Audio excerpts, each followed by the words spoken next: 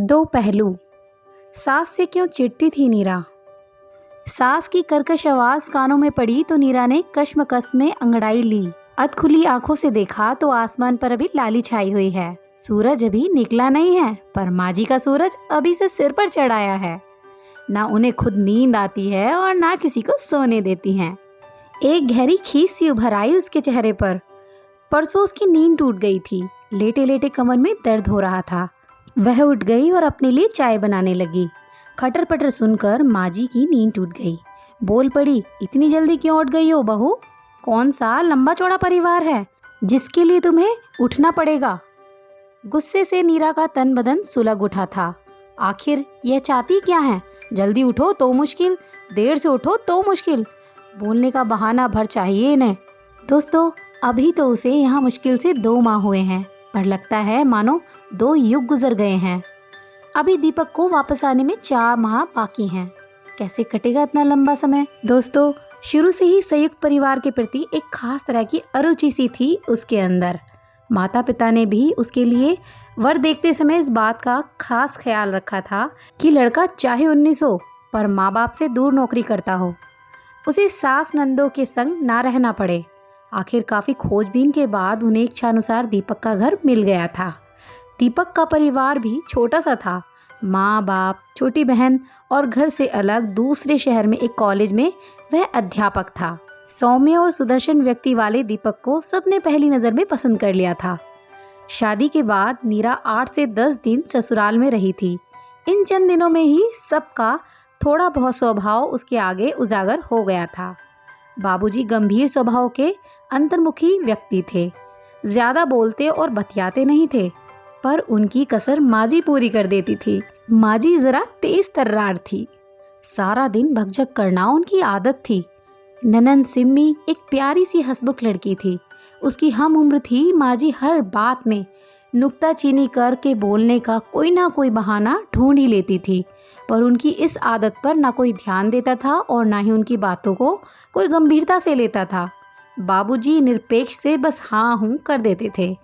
10 दिन बाद ही दीपक नौकरी पर वापस गया, तो वह भी साथ चली गई थी। दीपक को कॉलेज के पास ही मकान मिला हुआ था। नीरा ने सुगड़ हाथों से जल्द ही अपनी गृहस्थी जमा ली। दीपक भी अपने पिता की तरह धीर गंभीर था। नीरा कई बार सोचती थी कि एक परिवार में कैसे विरोधाभास हैं। कोई इतना बोलने वाला है और कोई इस कदर अंतर्मुखी है। अभी उसकी शादी को 3 माह ही हुए थे कि दीपक को विश्वविद्यालय की ओर से 6 माह के प्रशिक्षण के लिए जर्मनी भेजने का प्रस्ताव हुआ। नीरा भी बहुत ज़्यादा खुश थी। दीपक उसे अपनी बाहों में समेटकर बोला, नीरू, तुम्हारे कदम बड़े अच्छे पड़े। बड़े दिनों का अटका काम हो गया। 6 माह तुम माँ और बाबूजी के साथ रह लेना, उनका भी बहू का चाव पूरा हो जाएगा। नीरा जैसे आसमान से नीचे गिर गई। इस ओर तो उसने ध्यान ही नहीं दिया था। अचानक उसकी आंखें भर आई और वह बोली, नहीं, मैं तुम्हारे बिना वहाँ अकेली नहीं रह सकती। मुझे भी अपने साथ ले चलो। नहीं नहीं नीरू, यह संभव नहीं है। मैं फेलोशिप पर जा रहा हूँ। वहाँ हॉस्टल में रहकर कुछ शोध कार्य करना है। तुम वहाँ कहाँ रहोगी? 6 माह का तो समय है। 6 माह का समय होता ही कितना है, पलक झपकते ही निकल जाएगा। दोस्तों, फिर तो सब कुछ आनन फानन हो गया। 1 माह के अंदर ही दीपक जर्मनी चला गया। उसे माँ और बाबूजी के पास छोड़ते समय वह बोला, नीरू, माँ की ज़रा ज़्यादा बोलने की आदत है। वैसे वे दिल की साफ़ है, उनकी बातों को दिल पर ना लाना। तुम्हें पता तो है कि सारा दिन बोलती रहती हैं, तुम बस हाँ हूँ करती रहना। दीपक की बात उसने काट बांध ली। माँ जी कुछ भी कहती, वह अपना मुंह बंद ही रखती। माँ जी की बातों को कड़वे घूंट की तरह गटक जाती, पर उनका छोटी छोटी बातों पर हिदायतें देना, टोकना उसे सख्त नागवारा गुजरता। सिम्मी ना होती तो उसका समय बीतना मुश्किल हो जाता। वही तो थी जिसके साथ हंसकर बोल पतिया लेती थी। वही उसे खींचकर कभी फिल्म दिखाने ले जाती तो कभी खरीदारी के लिए। दीवार घड़ी ने टन टन कर 6 बजाए तो वह चौंक पड़ी। अभी माँ जी को बोलने का एक विषय और मिल जाएगा। वह ना जाने किन किन सोचों में डूब गई। जल्दी से उठी और दैनिक कार्यों के लिए निवृत्त होकर रसोई में जाकर आटा गूंदने लगी। बाबूजी और सिम्मी दोनों 8 बजे घर से निकल जाते थे। तभी सिम्मी आकर जल्दी मचाने लगी, भाभी भाभी जल्दी नाश्ता दो, आज मेरा पहला घंटा है। नीरा के कुछ बोलने से पहले ही माँ जी बोल पड़ी। जरा जल्दी उठ जाया करो बहू, मैं तो गठिया के मारे उठ नहीं पाती हूँ, अब सबको देर हो जाएगी। हम तो सास के उठने से पहले ही मुंह अंधेरे में सारा काम कर लेते थे, क्या मजाल जो सास को किसी बात पर बोलने का मौका मिले। हो गया तुम्हारा भाषण शुरू, बाबूजी ने गुस्से से बोला। अभी सिर्फ 7 बजे हैं और सिम्मी को जाने में पूरा 1 घंटा बाकी है, तुम चुप रहो जी, माँ जी बोली। पहले बेटी को सर चढ़ाया, अब बहू को माथे पे बिठा लो। नीरा चुपचाप पराठे सेकती रही। सिम्मी बोली, कभी माँ मौन व्रत रखें तो मज़ा ही आ जाए। नीरा के होठों पर मुस्कान आ गई। सिम्मी पर भी माँ जी सारा दिन बरसती रहती थी। कॉलेज से आने में ज़रा सी देर हो जाए तो माँ जी आसमान सिर पर उठा लेती थी, प्रश्नों की बौछार कर देती थी। देर क्यों हुई, घर पर पहले बताया क्यों नहीं था, आधी आधी। सिम्मी झल्लाकर कहती, बस भी करो माँ, ज़रा सी देर क्या हो गई, तूफान मचा दिया। मैं कोई बच्ची नहीं हूँ जो खो जाऊंगी। आजकल अतिरिक्त कक्षाएं लग रही हैं, इससे देर हो जाती है, तुम्हें तो बोलने का बहाना भर चाहिए। बेटी के बरसने पर माँ जी थोड़ी सी नरम पड़ जाती, फिर धीमे स्वर में बड़बड़ाने लगती। अब सिम्मी तो बेटी है, माँ जी से तुर्की बतुर्की सवाल जवाब कर लेती है, पर वह तो बहू है, उसे अपने होठ सीकर रखने पड़ते हैं। बिना बोले ये हाल है तो कहीं वह सिम्मी की तरह मुंह तोड़ जवाब देने लगे तो शायद माँ जी कयामत ही बरसा देंगे। माँ जी और बाबूजी का दिल रखने के लिए ही तो वह यहाँ रह रही थी, वरना क्या इतने दिन में अपने मायके नहीं रह सकती थी। बाबूजी और सिम्मी चले गए। वह भी रसोई का काम निपटाकर नहा धोकर आराम कर रही थी। पड़ोस से कुंती की माँ आई हुई थी, वह चाय बनाने लगी। बाहर मेहरी ने टोकरे में बर्तन धोकर रखे थे, कांच का गिलास निकालने लगी तो जाने कैसे गिलास हाथ से छूटकर टूट गया। माँ जी बोल पड़ी, बहू ध्यान से बर्तन उठाया करो, महंगाई का ज़माना है, इतने पैसे नहीं हैं जो रोज रोज गिलास खरीद सकें। जब अपनी गृहस्थी जमा होगी जब पता चलेगा। बाहर वालों के सामने भी माँ जी चुप नहीं रह सकती। नीरा की आंखों में क्रोध और शोभ के आंसू आ गए। चाय देकर वह अपने कमरे में आकर लेट गई। उसने कभी अपने माँ बाप की नहीं सुनी और यहाँ दिन रात माँ जी की उल्टी सीधी बातें सुननी पड़ती हैं। रात खाने के समय नीरा ने देखा कि दही अभी ठीक से जमी नहीं है। माँ जी का बोलना फिर से शुरू हो गया, तुमने बहुत ठंडे या फिर बहुत गर्म दूध में खट्टा डाल दिया होगा, तभी तो नहीं जमी दही। अगर ध्यान से जमाती तो क्या अब तक दही जम न जाता। दीपक को तो दही बहुत पसंद है, पता नहीं तुम वहाँ दही ठीक से जमा पाती होगी या नहीं। बाबूजी बोल पड़े, ओहो अब चुप भी रहोगी या बोलती ही जाओगी। तरी वाली सब्जी है, दही बिना कौन सा पहाड़ टूट रहा है। तुम्हें खाना है तो हलवाई से ले आता हूँ, बहू पर बेकार में क्यों नाराज हो रही हो। माँ जी खिसियाकर बोली, लो और सुन लो, बाप और बेटी पहले ही एक और थे, अब बहू को भी शामिल कर लिया गुट में। नीरा शर्म से गड़ी जा रही थी। माँ जी के मुंह में जो आया बोलने लगती, किसी की लिहाज नहीं। खाना खाकर वह कमरे में आई तो उसके मन में क्रोध भरा हुआ था। अब वह यहाँ हरगिज नहीं रह सकती। 2 माह जैसे तैसे काट लिए हैं, पर अब और नहीं रहा जाता। उसकी सहन शक्ति अब खत्म हो गई। हर बात में टोका टाकी भाषणबाजी, आखिर कहाँ तक सुन सकती है वह। कभी कपड़ों में नील कम है तो कभी बैंगन ठीक से नहीं भुने, कभी चाय में पत्ती ज़्यादा है तो कभी सब्जी में नमक कम। बिना वजह छोटी छोटी बातों पर लंबा चौड़ा भाषण झाड़ देती हैं। बर्दाश्त की भी हद होती है। अब वह यहाँ नहीं रहेगी।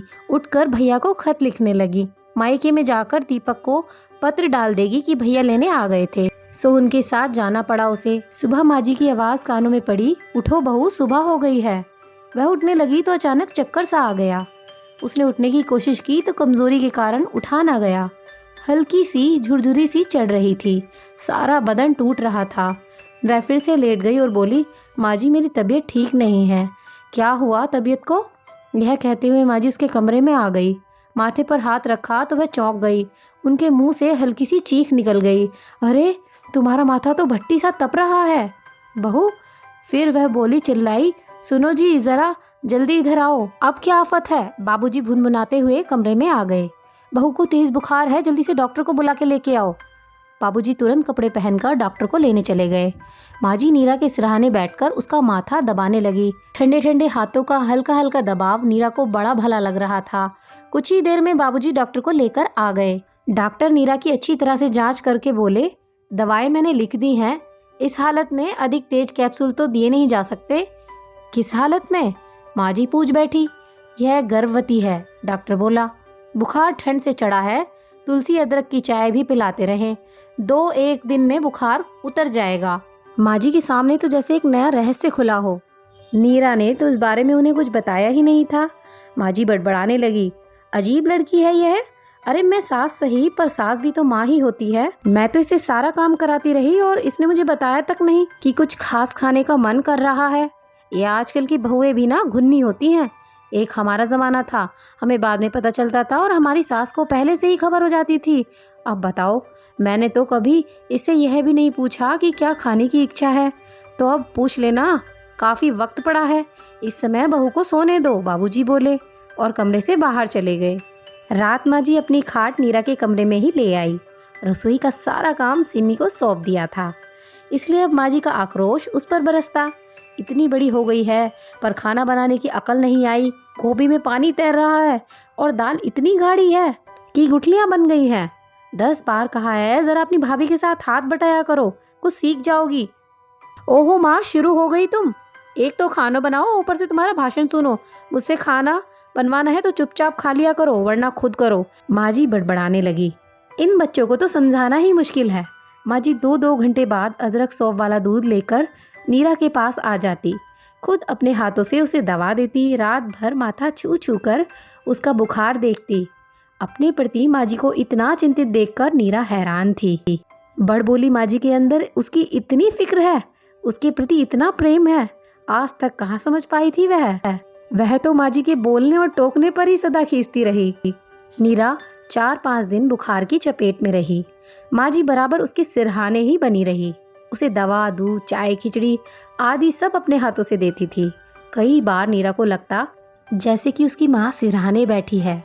उसका बुखार उतर गया था, पर माँ जी उसे अभी ज़मीन पर पाँव ही नहीं रखने दे रही थी कि कमज़ोरी से दोबारा बुखार न चढ़ जाए। दोपहर पड़ोस से रम्मो चाची उसका हाल पूछने आई थी। उसके माथे पर हाथ रखकर बोली, माथा तो ठंडा पड़ा है, बुखार तो नहीं है। नीरा ने जवाब दिया, हाँ अब कल से बुखार नहीं है। बाद में माँ जी और रम्मो बाहर आंगन में बैठकर बातें करने लगी। रम्मो चाची बोली, आजकल की बहुएं भी फूल सी नाजुक होती हैं। हम भी तो इस भरी सर्दी में काम करते हैं, पर हमें तो कभी ताप नहीं चढ़ता, ये तो बस छुई मुई सी है। फिर फुसफुसा कर बोली, अरे बहू को बुखार भी है या यूं ही बहाना किए हुए पड़ी है? आजकल की बहुओं को तो तुम जानो ऐसी ही होती हैं। तभी माँ जी का तीव्र स्वर सुनाई दिया, बस बस रम्मो, तुम्हारा तो दिमाग कभी कभी सीधी राह पर नहीं चलता। तुमने कभी अपनी बहुओं के दुख दर्द को समझा नहीं, तुम्हें तो सब बहाना लगता है। यह मत भूलो कि बहुओं के भी हाड़ मांस ही बने होते हैं। मैंने तो नीरा और सिमी में कभी फर्क नहीं माना है। तुम भी अगर यह बात समझ लो तो तुम्हारे घर की रोज की चकचक खत्म हो जाएगी। रम्मो चाची खिसियाई सी हो गई, मैंने जरा सा क्या बोला, तुमने तो पूरी रामायण बाज दी। यो ही बात से बात निकलती थी तो मैं बोल पड़ी, आज तो बोल दिया, आगे से मेरी बहू के बारे में यो ना बोलना। माँ जी के अंदर अब भी आक्रोश था। नीरा लेटी लेटी हैरानी से माँ जी की बातें सुन रही थी। सचमुच वो माँ जी को जानी कहाँ पाई थी। दीपक ठीक ही कहते थे, मुँह से माँ जी चाहे भगझक कर लें, पर मन तो उनका साफ पानी जैसा निर्मल है। इस बीमारी में उन्होंने उसका जितना ख्याल रखा, उसकी अपनी माँ भी शायद इस तरह से ना रख पाती। और फिर माँ जी सिर्फ उसी को तो नहीं बोलती थी, सिम्मी बाबूजी भी माँ जी की टोकाटाकी से कहाँ बच पाते हैं। यह तो माँ जी का स्वभाव ही है। वैसे इस उम्र में आकर औरतें अक्सर इस स्वभाव की हो ही जाती हैं। उसकी माँ भी तो कितना बोलती है, पर फर्क सिर्फ इतना है कि वह माँ है और यह सास है। उनका कहा वह इस कान से सुनकर उस कान से निकाल देती थी, मगर सासू माँ का कहा गांठ बांधकर रख लेती है। अभी तक उसने सिक्के के एक पहलू को देखा था, दूसरा पहलू तो अब देखने को मिला, जिसमें ममता और प्रेम भरा है। नीरा उठी और मेज पर रखे भैया को लिखे खत को उठाया और उसके टुकड़े टुकड़े कर दिए। मायके जाने का विचार उसने छोड़ दिया। दीपक के आने तक वह माँ जी के साथ ही रहेगी। माँ जी का दूसरा ममतापूर्ण और करुणामय रूप देखकर अब इस घर से जाने की इच्छा ही नहीं रही उसे। उम्मीद करती हूँ दोस्तों आपको कहानी अच्छी लगी होगी। प्लीज़ वीडियो को लाइक, शेयर, सब्सक्राइब कीजिएगा। मिलते एक और नई कहानी के साथ, तब तक के लिए अलविदा।